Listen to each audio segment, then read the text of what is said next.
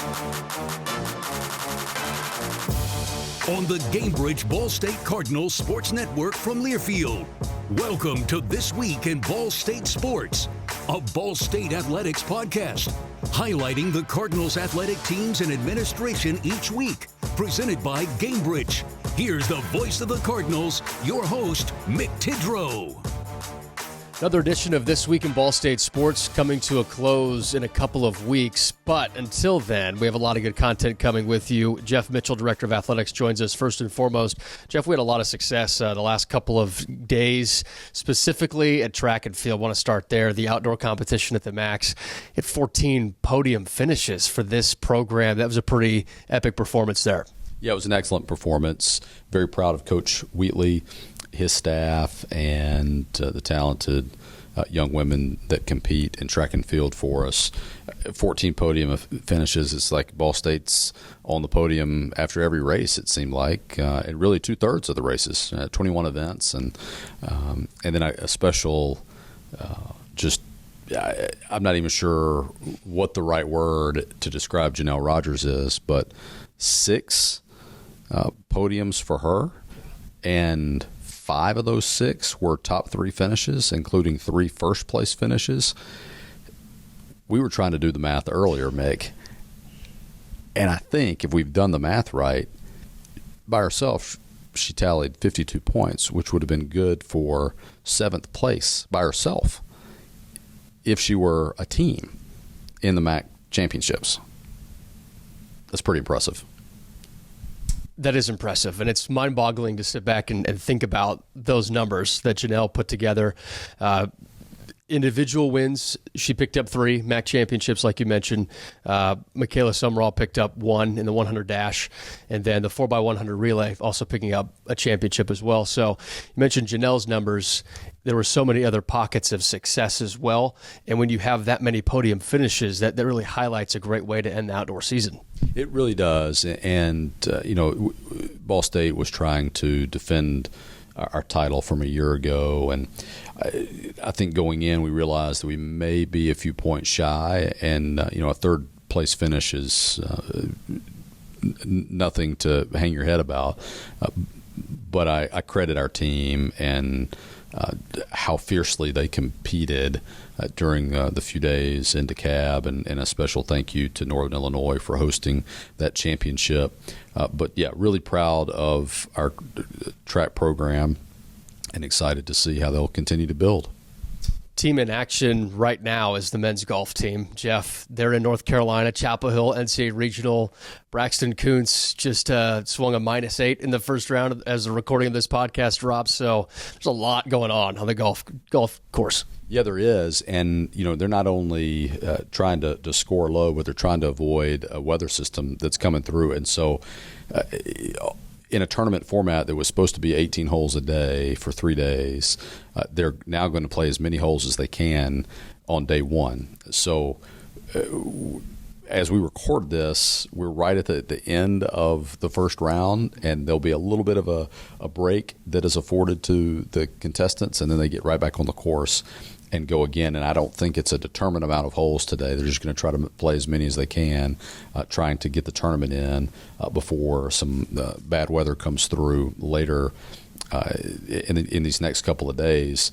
But Braxton with leading the tournament after 1 round, and he gets to hopefully start his second round with that hot hand. So we'll see how that goes. But really proud of that program, that team, at doing what they're doing on the brightest stage.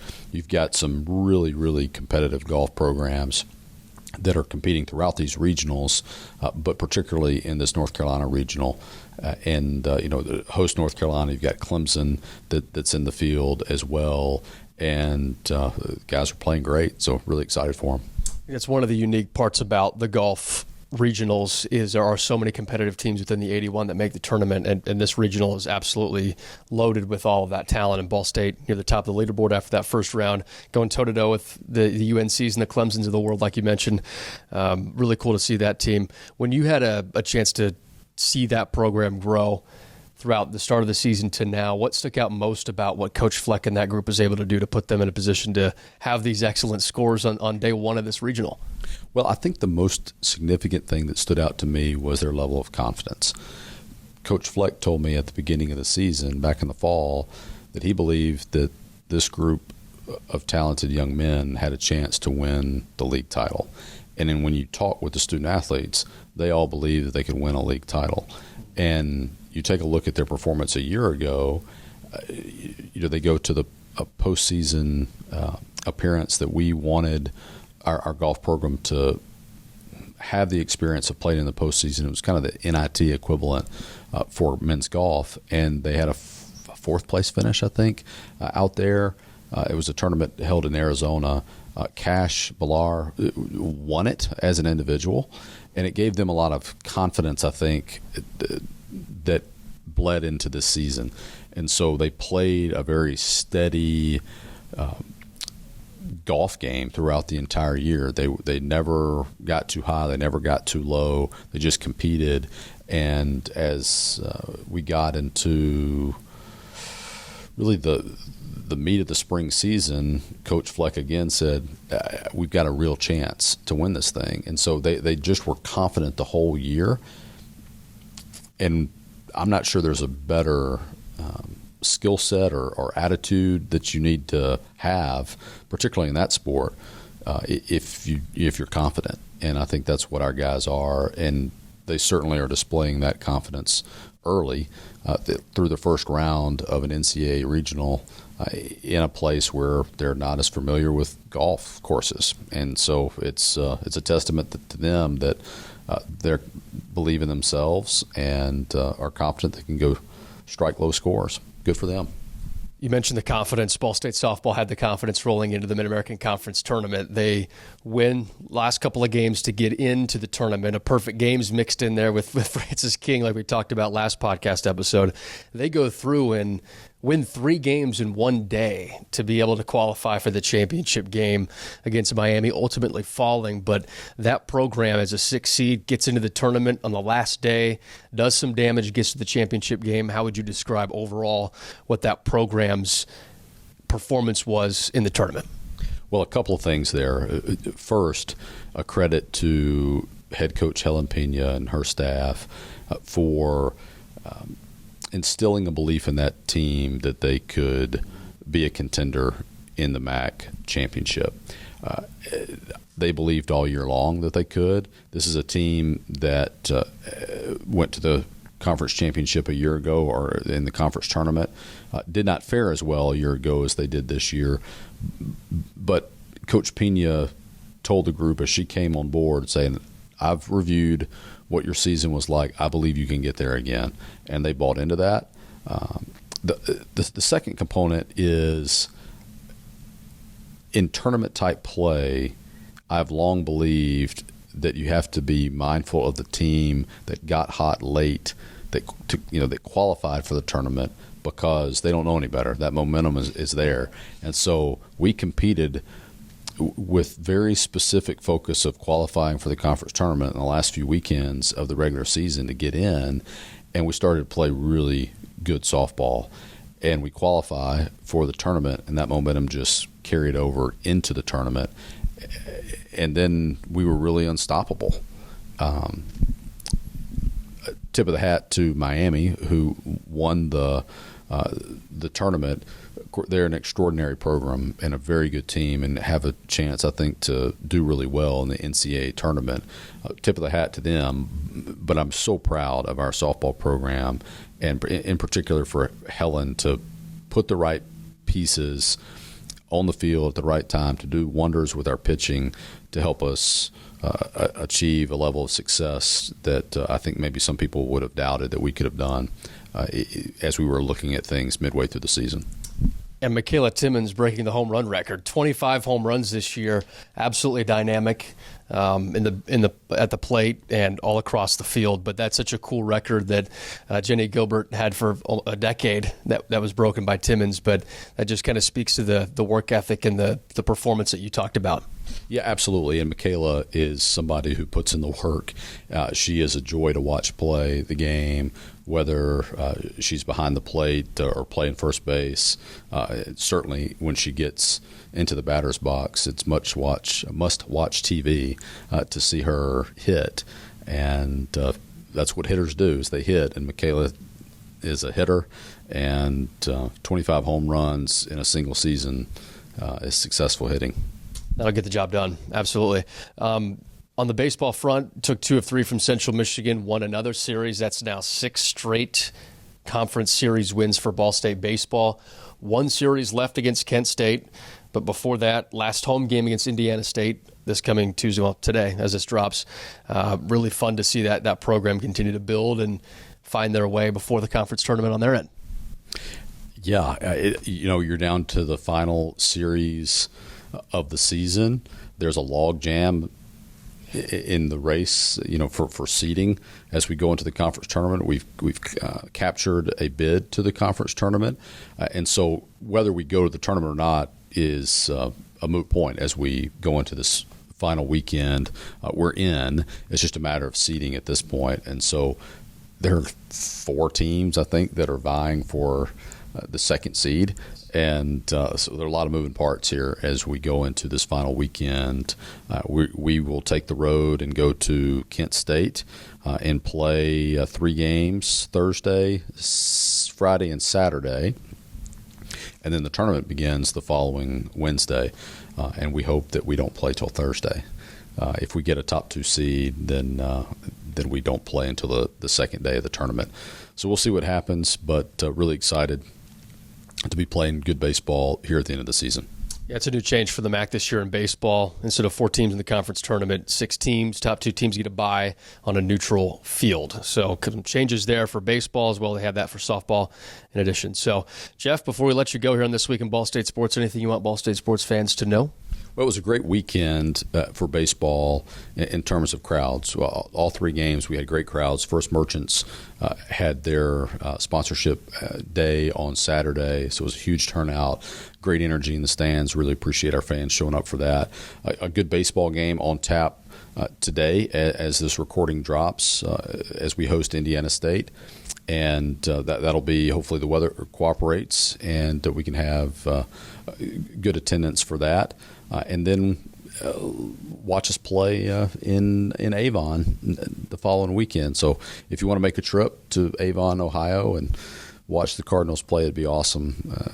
Our team has a big following anyway, and I look forward to seeing people out there and supporting Ball State baseball as we approach the end of the season. Appreciate you as always, Jeff. Thanks for joining us this week. You got it. Thank you, Mick. Go Cards. Sometimes it's not the moment. It's the moment before the moment. The moment you make a choice. The moment you take control. The moment only you can own. GameBridge lets you invest on your terms. So you're not only in charge of this moment, but all the moments to come. Start investing now at GameBridge.io. Ball State fans, welcome back into This Week in Ball State Sports, and today's guest is President Geoffrey Mearns of Ball State University. President Mearns, first and foremost, just thank you for joining us. Yeah, well, it's great to be with you, Mick. I enjoy talking about college sports. We were just talking about your days running some track and competing in track and field, and we were talking about Janelle Rogers and the Ball State track and field team. I want to start there because what they've done again is super impressive. What Janelle has done again is super impressive. What do you make of her as a student athlete? She's an extraordinary athlete. Just this past weekend in the MAC track championship, she won the heptathlon, which is like 6 or 7 events in and of itself. Then she competed as an individual in 5 other events. I think she won 2 others and placed maybe in the top 2 or 3 in the other 3. I don't know how many points she scored, but my guess is she outperformed some of the entire teams from some of the other MAC institutions. I don't know, maybe you have some stats in that regard. She did, yeah. So she would have placed 7th by herself among other teams with those 52 points. So just an impressive performance from Janelle all across the board. And President Mearns, we always joke about it, but you say that's a program that is always at the top of your list and should be on top of everybody's list because of what they've done, especially the last couple of years too. Yeah, so Coach Wheatley has done a great job. We have a long history of good track performances here at Ball State. But what I like to say, Mick, and I know I might alienate some of the folks who are listening, track and field Our sport was invented by the gods for their entertainment. Every other sport we compete in, and I love sports, every other sport was created by human beings. Our sport was created by the gods for their entertainment. I don't know if we have to go any further with the podcast, honestly. That was a 2-minute stretch of gold, and that's a great line. President Mearns, when we talk about the university and the sports programs in the athletics department working together, Jeff talks about this quite a bit. The unity that the university has, and it trickles down to the department and the entire school. How do you see the university and the athletics program continue to strengthen that bond? Well, so I support college sports and Cardinal sports because of how much I appreciate it meant to me.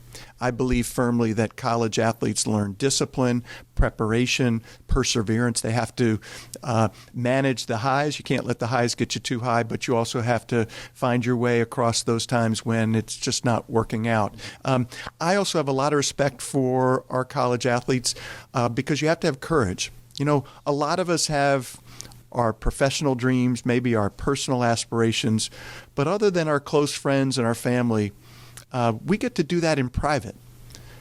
Athletes have to put their dreams and their aspirations out for all of us to view, and we get to celebrate their successes, and we get to see them when they come up short.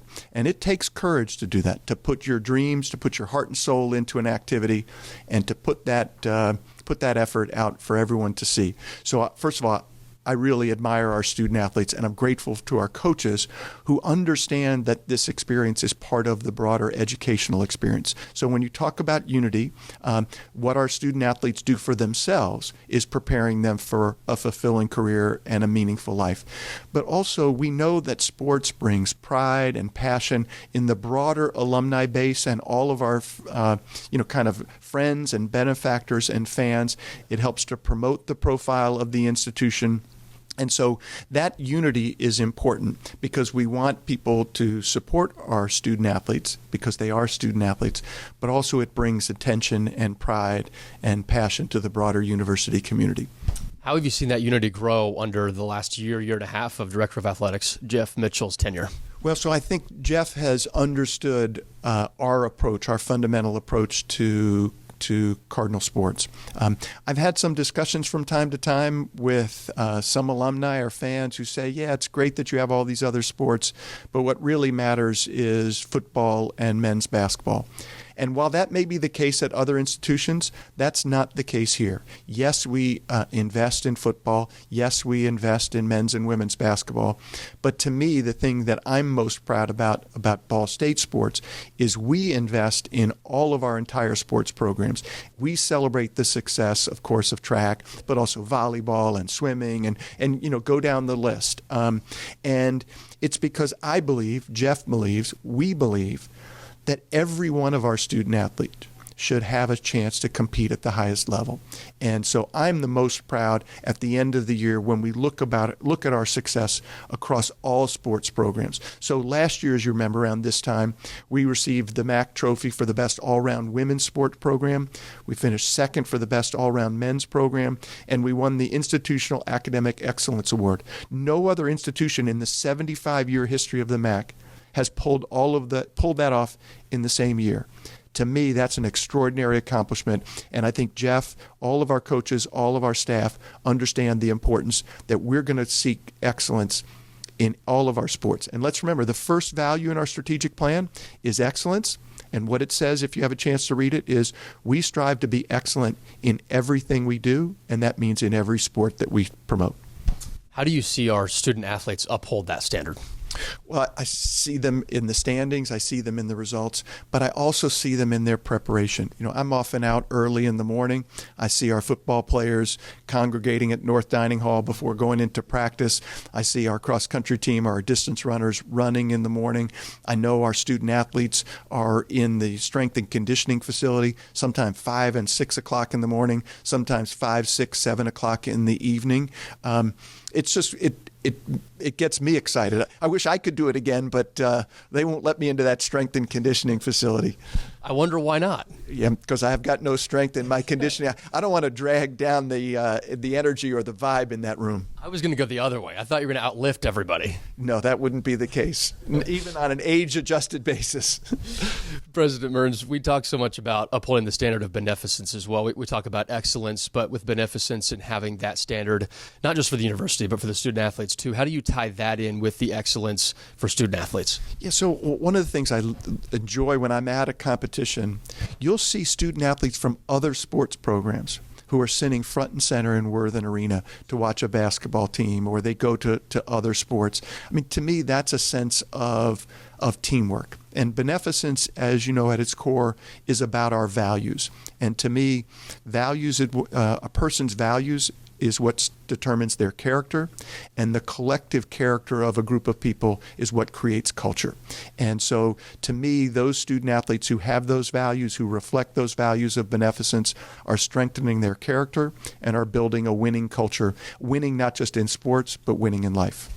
President Mearns, the often question is, how are college athletics changing? And it seems to be changing every day, every week. From your vantage point, how are you seeing it change? Yeah, so clearly there are a lot of threats that are challenging to the long-term viability. There are some existential threats out there, whether it's NIL or the transfer portal or other things. But as you can tell from this conversation and other conversations we've had, this enterprise of college sports is too valuable. We have to find solutions. And I know Charlie Baker, the new president, or the not-so-new president of the NCAA, is working aggressively to find those solutions. We have to bring some order and sanity back to some of the rules.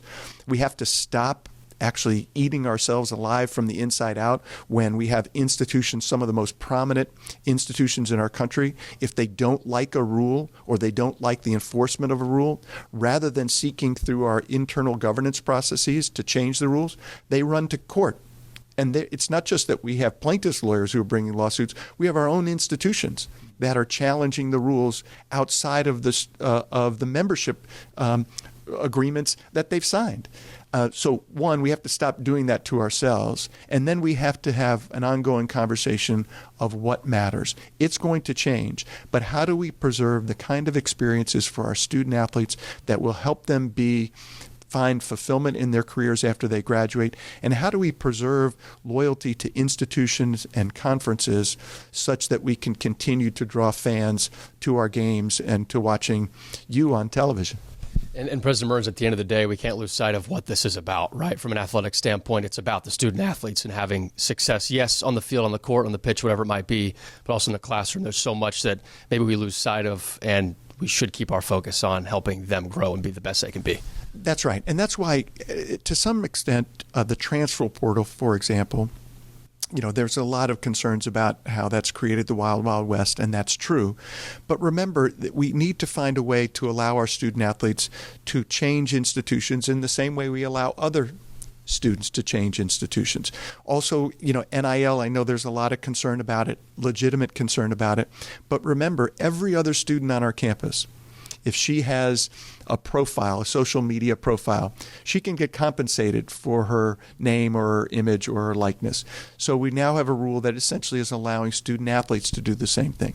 Again, we have to bring some structure and order to it, and I think there's some proposed legislation circulating through Congress that will bring that order. But fundamentally, at its core, those two changes are really allowing our student athletes to have some of the freedom and flexibility and opportunities that other students have. The other thing that I feel good about where we are at Ball State is the Mid-American Conference is a very stable conference. We don't have institutions that are checking in for just a couple of years and then leaving a couple of years later when they get the next best opportunity. We've got 12 like institutions, soon to be 13 like institutions when UMass Amherst joins us. Similar institutional profiles, relatively compact. I think we might be the most geographically compact conference in FBS football, and the best and the greatest stability in terms of membership in FBS football. So we're well positioned to meet some of those challenges. And I think that is a staple of the MAC. Yes, it's been so regional for so long. Buffalo's been one of those outlier schools that's a little bit further away than the bulk of the conference teams, but adding UMass helps to that as well. President Mearns, what excites you most about the direction of Ball State athletics right now? Well, what I see, to me, what gives me confidence and even optimism in the future is we've got great leadership. We have leadership who understands our vision, who shares our values. That those values permeate throughout the coaching staff and the student athletes. It flows from the leadership of our coaches. They're recruiting student athletes who obviously are talented athletes, but they're also recruiting young women and young men who share our values. And that's why, obviously I love it when we win, but every day I'm proud of our student athletes because of the way they represent us, the way they represent themselves on campus and in the community and all across the country. I hear it all the time when our student athletes travel about how they conduct themselves with character, class, and integrity. So win or lose, I'm a huge Cardinal sports fan. President Mearns, you're off the injured list now, right? You're all good? Yeah, well, I'm not all good. I'm about 90% there. I went for a little walk jog with my dog this morning. Haven't started running yet, doing a little bit of jogging. So hopefully by when I think we're hosting the MAC Cross Country Championship, maybe I'll be able to run from spot to spot on the cross country course and cheer on our outstanding women's cross country runners. And then jump on a broadcast with us. I'd love to do some color commentary. I'd love to do it if I'm invited. President Mearns, we appreciate you today, always. Thank you so much for joining This Week in Ball State Sports, and we appreciate you. Thank you, Mick, and go Cards. Sometimes it's not the moment. It's the moment before the moment. The moment you make a choice. The moment you take control. The moment only you can own. Gainbridge lets you invest on your terms. So you're not only in charge of this moment, but all the moments to come. Start investing now at Gainbridge.io. Finishing up episode 36 of This Week in Ball State Sports, we have Assistant Athletic Director for Championship Experiences and Brand Elevation, Kevin Mullaney. Kevin, this is the third time we've had you on the podcast this year. We did at the beginning of the year, the middle of the year, and now today is the fun time where we look back at the 2023-24 academic year, your first year as a full-time Ball State employee in this role. But before we get to all that, of course, thanks for joining us, Kevin. Of course. Third time's a charm, so happy to be here. Got ready for the first two, and here we are with number 3. How would you assess from your position how 2023-24 went? That's a great question. I started the last week of June, so realistically after 4th of July, because everyone who works in athletics uses the summer to use all of their vacation. And I remember I was probably one of 3 people here the first 2 weeks that I was trying to get acclimated in here. So realistically, I started around mid-July. And anyone who works in college athletics knows that that is about 4 months later than I probably should have started, just gearing up for the fall and everything that comes with the season. Because you hit the ground running, and I look at, we had to hire our director of experiential marketing. We had to hire our graduate assistant in my unit. My entire team was brand new officially the first week that classes started. So we went into the season planning as we went, which is not ideal. I would not recommend anyone ever do that. But I would say this first year is definitely foundational. We took a look in the mirror as to what we were doing, how we were doing it, and our focus was really on the game itself. We looked at the scripts we were writing, the music selection, the promotions on the floor, the timing of everything. It was really focusing a lot internally to the actual production of what's going on in the field, on the court, in the pool, everything. Really just kind of focusing on what are we doing with the actual game itself. There's a lot of things that go around in athletics that don't really have an impact on the game itself, but what we do, like we control the video board, we control the music selection, we control the PA announcer, we kind of have a very big footprint on the event itself. And so taking a look at our scripts, what is our PA guy saying? When is he saying it?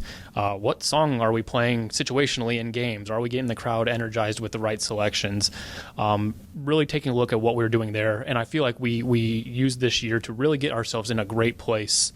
We did a lot of fan surveys throughout the year, and we've got a lot of great feedback from what we're doing on inside the seating bowl and what people are seeing at our events was very well received. And I think, from there, we've got that in a great place.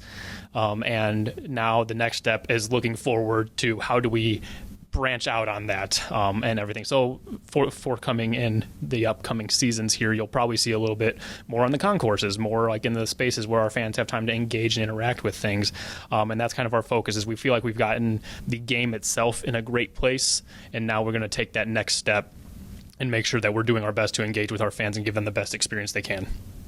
When you talk about the best experience they can, this is something that is always developing, right? You're taking inventory of what's going on, what's working, what's not, looking at some other programs maybe of what does too.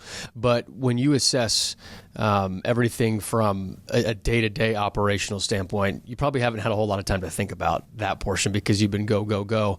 But how have you been able to settle into this role to give you an idea of what that day-to-day can be going into year two?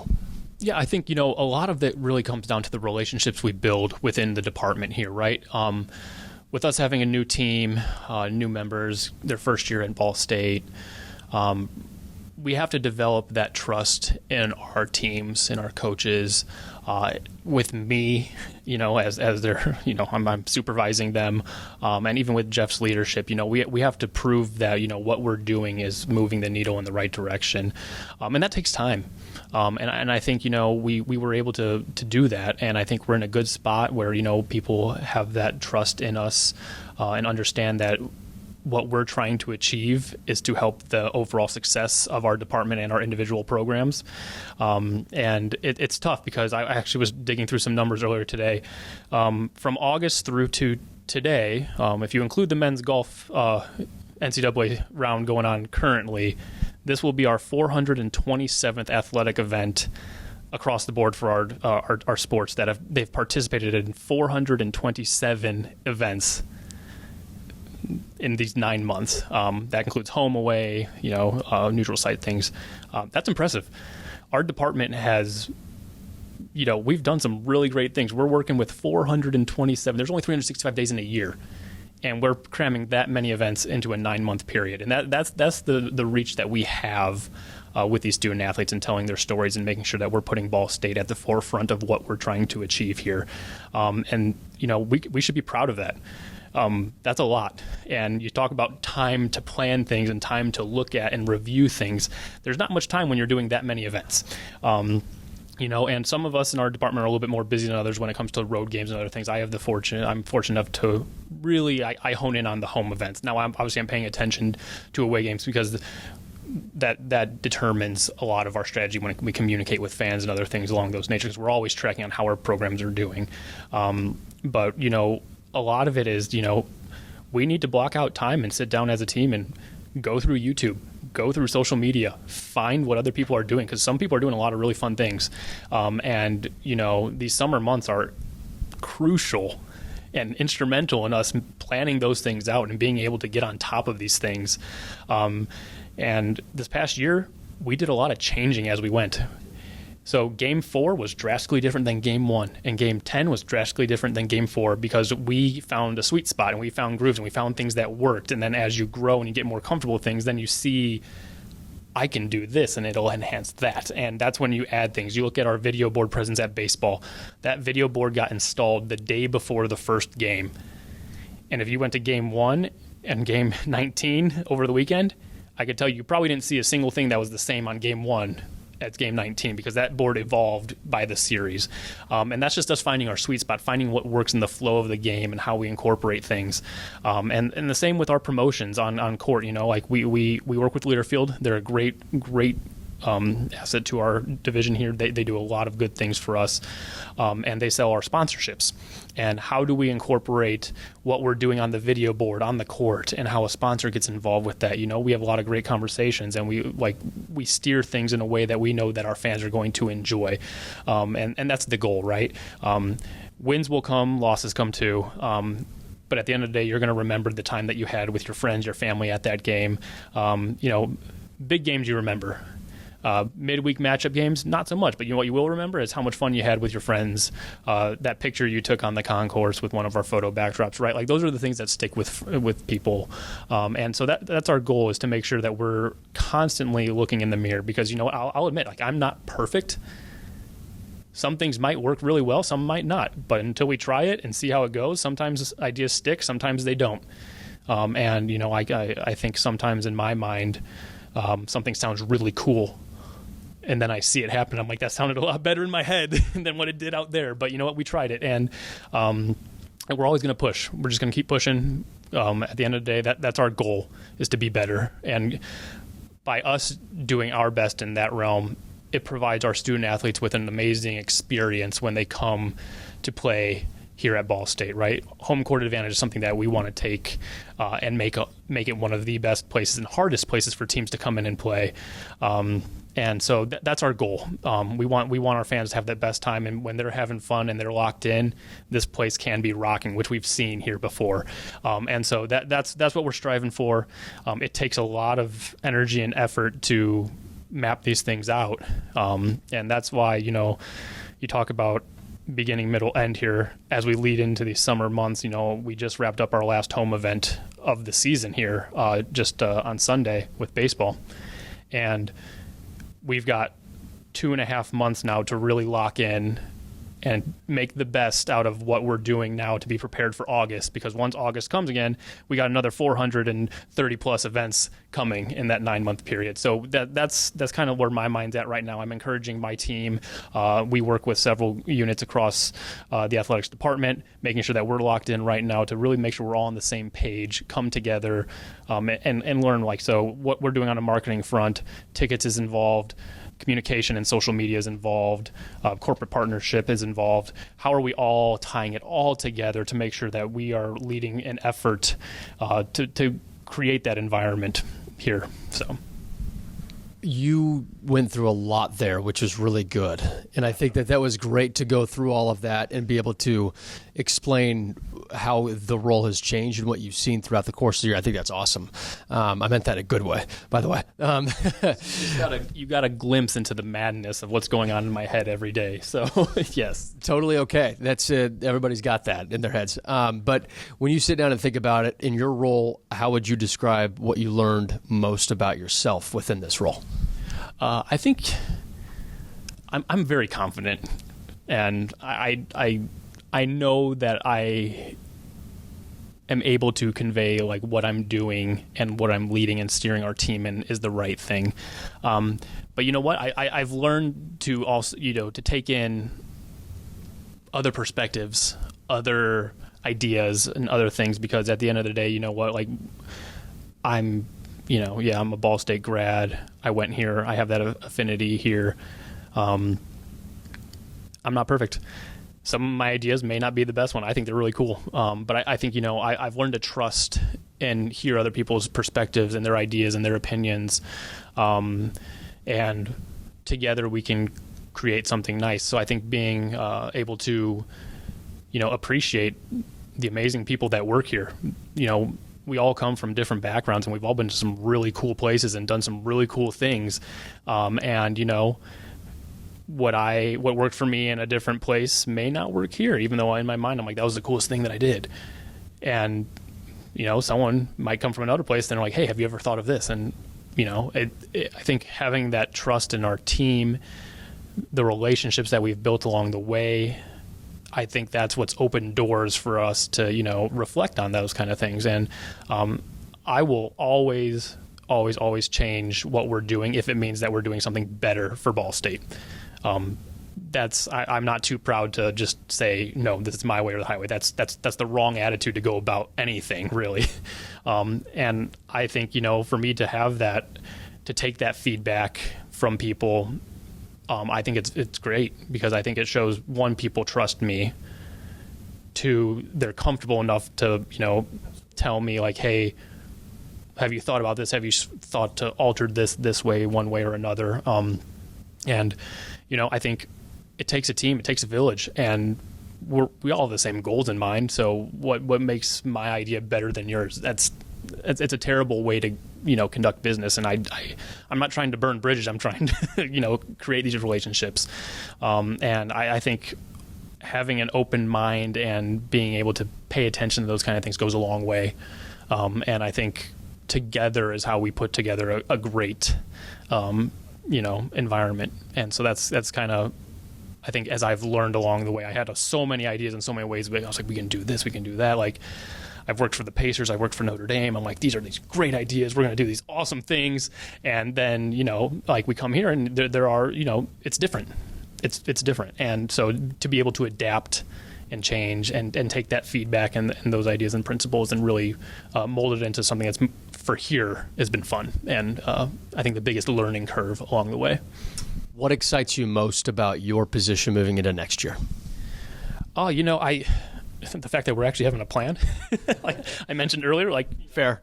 We literally started with 4 weeks before football season, and I don't have to worry about our video board content because we've already got a foundation laid. So like the things that I was prioritizing then, I don't have to worry about now, and I can actually dive into big picture. Let's move the needle. Let's sell more tickets. Let's get more people here. I can focus on that because I'm not worrying about what our in-game atmosphere is going to be like. Not to divulge too much, but do we have anything you can share that's coming up for next year that could excite fans? I'm not gonna. Oh man, I love to talk, and so I want to say something so bad, but Ball State has a lot of history, and this upcoming season is going to be big, football specifically. Just looking at how our past ties into our present and looking forward to our future. I think we got a lot of great things coming, and a lot to celebrate with that program. So really looking forward to the upcoming summer months and leading into the fall. It's a great way to end this, Kevin. We appreciate what you do. We appreciate your time, your efforts, and enjoy the summer, but also prepare this summer so that you feel good come August 1st. I will do exactly what you just said. But yeah, you know where to find me. If you ever have any questions, holler at Mick and myself. We love the feedback we get from our fans. We're here to serve you. We want you guys to have fun, and I'm blessed to be able to be on the podcast for a third time. So thank you, Mick. Kind of, if you followed along, you've kind of seen the growth along the year, and hopefully you've been to several of our events to see that growth in person.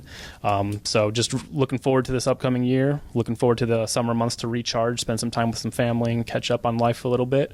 But at the end of the day, ready to get back at it and, let's get some more titles. Thanks for listening to This Week in Ball State Sports, presented by Gamebridge. The preceding has been a Learfield presentation on the Gamebridge Ball State Cardinals Sports Network.